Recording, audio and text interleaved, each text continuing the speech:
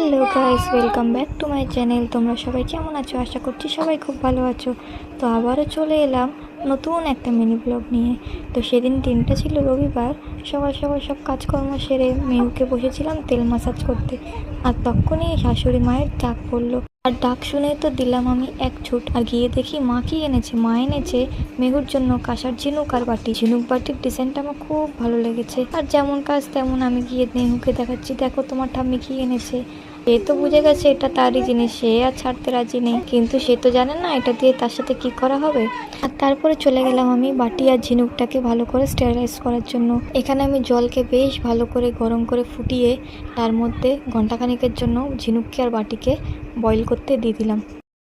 আর তারপরে এখানে গরম জলে আগের থেকে রেখে দেওয়া বাটি আর ঝিনুককে ভালো করে ওয়াশ করে তারপরে আমি ঠান্ডা জলে ওয়াশ করে নিয়েছিলাম। আর এই যে মেহুকে আমি এখন খাওয়াই ল্যাকটোজেন প্রো 1।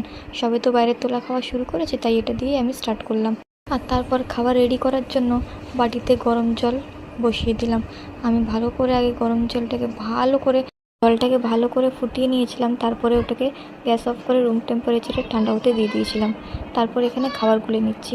আর অবশ্যই তোমরা এই একটা জিনিসের খেয়াল রাখবা, তোমাদের বাচ্চার বয়স অনুযায়ী প্যাকেটের লেখা যে ইনস্ট্রাকশনগুলো আছে সেটাই অলওয়েজ সবসময় ফলো করবা। আমিও সেরকমই সেই অনুযায়ী খাবার রেডি করছি মেয়ের।